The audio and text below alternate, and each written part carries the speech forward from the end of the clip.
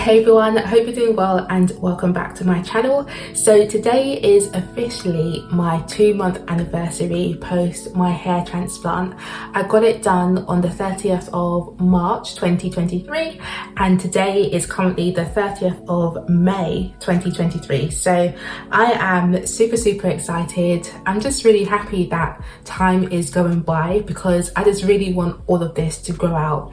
I can't wait until my 1-year mark and I just want to see the full results of my hair. So before I jump in, let me just show you what my hair actually looks like. This is the front of my hair. As you can see, that is my hairline all around. I'm going to talk about the ingrowing hairs in a little bit, so just excuse that. I'll also talk about the grey hairs in a little bit.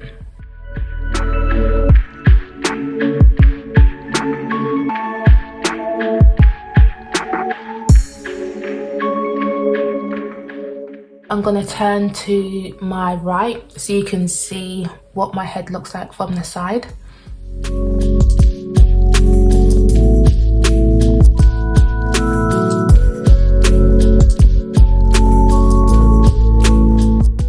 I have noticed a bit of discoloration, so I feel like the scalp in my recipient area has darkened. And I think that actually makes my recipient area look slightly thicker than it is because the skin has darkened. So that's interesting to know. I don't know if everyone experiences that. And then let me turn to my left so you can see that side of my head. Again, please excuse the ingrowing hair or like the ingrowing, the spot, whatever you call it. Yeah, it's typical this is happening on my anniversary day video, but so be it. So just excuse that. I know it looks disgusting, but we will talk about that shortly.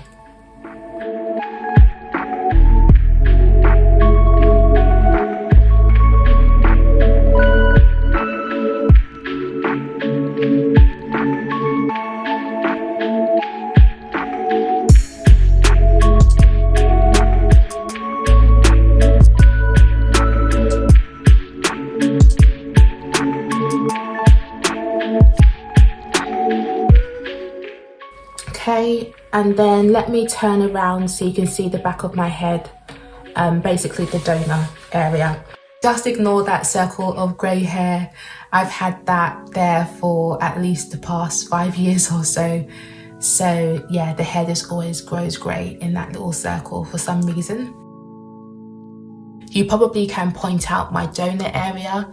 The hair looks less dense in the center compared to like the sides around the back of my head. So I definitely can tell where my donor area is. I remember feeling like they were taking hair from nearly all over my head during my hair transplant and not just from like a small area in the back. So I think that explains why my hair looks slightly less dense in quite a wide area of my head.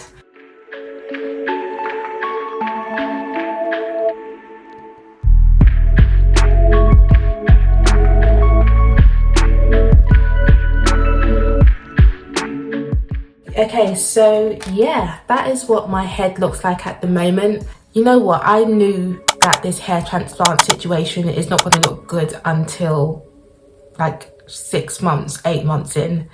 I already knew that the edges, the recipient area is not going to look like it's filling in until like month 5 or so from what I've seen from other people's videos. So I'm not concerned at all. This is in fact how it's supposed to look. Our hair isn't going to fill in completely at month 2. So yeah, I'm not worried at all. I feel like it's progressing the way it should and it's just a waiting game essentially. So let me know what you think about what my hair looks like, and of course the rest of my hair is growing out, which is good. I do have really tight 4C hair, so my hair is very tightly coiled, so it probably looks shorter than it really is, but just pulling it out you can kind of see where it comes out to. So I haven't been taking anything to try and aid the hair growth, so no like biotin or hair vitamins, or anything else. I haven't even been massaging my scalp because I'm still trying to be really careful with it. So I'm not doing anything to aid the hair growth. I'm just literally letting it just do its thing, really. I will now dive in to the points I wanted to go over. So first things first, numbness.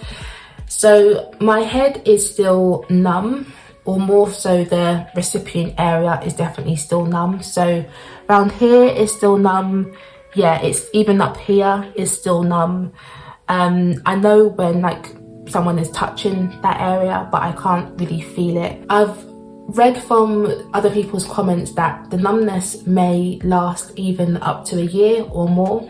I've seen people commenting on other people's videos that even after a year post their transplant, they still have numbness. So I'm pretty sure my numbness will decrease. It won't be as much as it is now. But yeah, my head definitely is still like numb right now in the transplanted or in the recipient areas, sorry. And then the rest of it, the sensation has definitely come back. It feels normal. I can feel everything. So it's just the recipient areas that is still numb. Secondly, ingrowing hairs. So yeah, as you can see, I've got an ingrowing hair there, for example. I think I had another one like yesterday or the day before, and I have had not too many, but I have had a couple. Like I had one here a couple weeks ago, and like one there. So not too many, which is great, but I definitely have started experiencing these ingrowing hairs. And what I can say about them is, because they're only appearing in my recipient area, which is still numb, I don't feel them. So I believe ingrowing hairs are usually painful, but because the scalp is still numb in these areas, I don't feel the ingrowing hairs. They don't cause me any pain. And from what week they started to appear from, I honestly can't remember. Probably week 5, I'd say. Week 5 or week 6 is when I started to get them. Number 3 is shock loss. So as you can see, I don't know if you can see, but yeah, you can see it. Like it's balding. I don't know how you want to refer to this, but you definitely can see that the shock loss has happened. And it's quite weird actually. I feel like the shock loss has been more like severe on this side of my head, on the right side of my head, as opposed to my left side. Even when you just look at the hairline, I don't know if you can tell, but there's definitely more hair along this hairline on this side compared to this side. So it's quite interesting. I'm not letting it worry me because obviously I'm still in the very early stages of all of this, but I definitely have noticed that more hair has come out on my right side opposed to my left side. So I don't know if you can tell just by looking at it, but there's more scalp showing on this side for sure. So yeah, shock loss has happened, but it's just natural. Again, I'm not letting it worry me. I don't know if it will get worse than this. We'll have to see. Number 4 is grey hairs. So you probably have noticed by now that I do have quite a few grey hairs. You can see a lot there. And then, yeah, you can see them all around basically. So I have read that grey hairs are normal after a hair transplant. So apparently the hairs initially grow back grey for some reason, and then these grey hairs will fall out from what I've read, and then when the hairs regrow, they will grow back whatever your natural hair colour is. So yes, it's not really like, it doesn't look nice like this, it's not really appealing, but grey hairs are just part of the process. So I wanted to let you know that I have experienced these grey hairs, and even before the transplant I did actually have a few grey hairs. So I definitely know that I had a few grey hairs like on this side of my head, and a few like dotted around sporadically. So I don't know, maybe they in fact transplanted some of the grey hairs to the front of my head, who knows. But I think most of these grey hairs are a result of just the natural hair transplant process, the fact that a lot of the hairs do grow back grey initially, and then they fall out and then they regrow as black. So that's what I am putting it down to. Moving on to number 5, flaky scalp. So yes, my scalp has, or it was very, very flaky, probably around week maybe 4 to week 7, I would say. So my scalp was really, really flaky. I don't know if it was due to the hair transplant, my scalp recovering, or if it was due to my scalp being dry and maybe I needed to moisturize it. I'm not too sure, but I did actually moisturize my hair a couple of times, and I'll come on to that.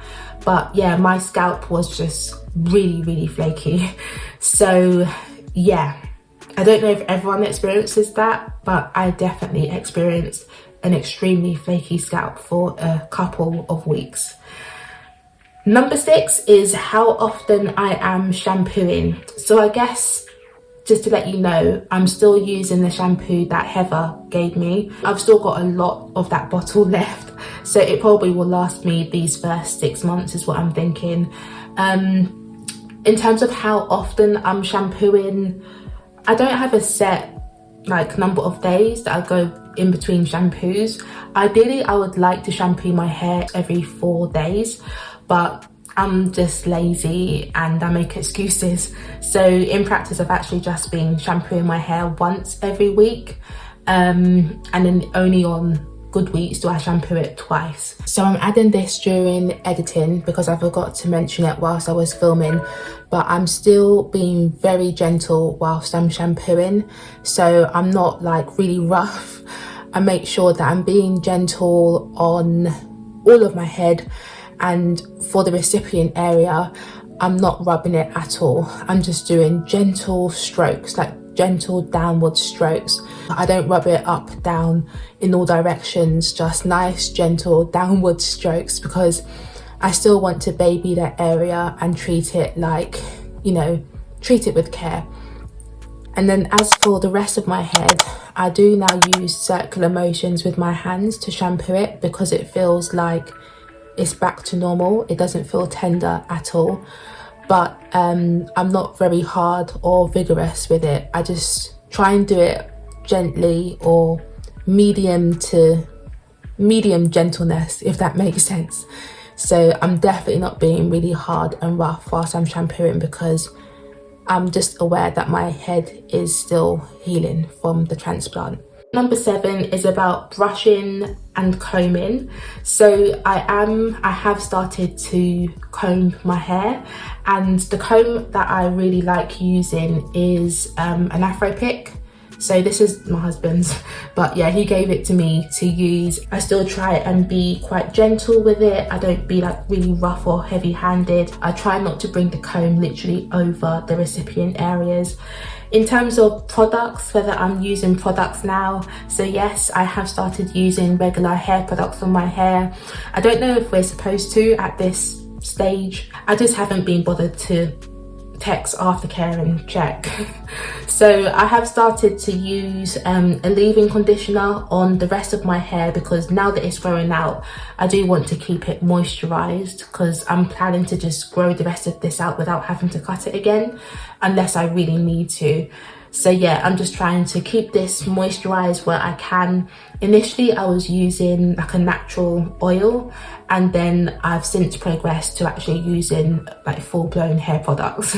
And then on the actual recipient areas, I just moisturize it with aloe vera gel, because I feel like I don't want to use heavy stuff on it just yet. I don't want to block the follicles. I do remember aftercare saying I can use something really light on my hair if I wanted to. So that's why I'm just using aloe vera gel on the transplanted areas to keep it moisturized.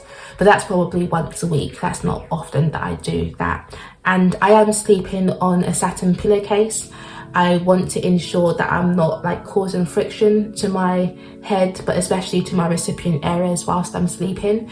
So I am sleeping on a satin pillowcase. I don't have a silk pillowcase, so that's the next best thing for me. I actually forgot to record this whilst I was filming, but number 10 is itchiness.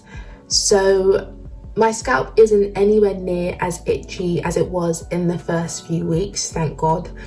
But I do have some days where it is pretty itchy and it is annoying. So the itchiness has improved, which is fantastic, but I definitely still have days where my scalp is itching quite a lot. I don't want to complain because it isn't anywhere near as bad as it was in the beginning, but it definitely still is not difficult to deal with, but it's just annoying. So yeah, the itchiness is still here even at the 2 months post mark, but it's just not as bad as it was before. You guys have already seen that I have started to cover my hair, so I've started to wear headscarves, and to be honest, it's only when I'm going out that I cover my hair, and I try to take the scarf off when I come back home so that I'm not covering my hair literally all day. But of course there are some days where I am out the house for most of the days, and therefore it is covered for like a huge number of hours. But generally speaking, I'm at home, my head is uncovered, and I'm even like this when I'm doing video calls at work. I'm just like this. The pain at this 2 month mark, there isn't much pain. I do get like stabbing pains every now and again still, but those have really decreased. They're not often at all, which is really good. So yeah, I don't feel pain around my head, and I don't feel pain on the recipient area either. It's just the stabbing pain every now and again, but honestly that's not regular at all. So those are the points that I have wrote down in terms of things that I wanted to update you on. Let me know if I've missed anything off. I did try to be really comprehensive, but if I haven't covered anything, just leave a comment below and I will respond to you. I remember how much research I was doing when I was considering getting this hair transplant done, and I don't feel like we can ever do too much research on this, because for most of us this is a huge thing that we're going through, and we want to make sure that we're like doing it right.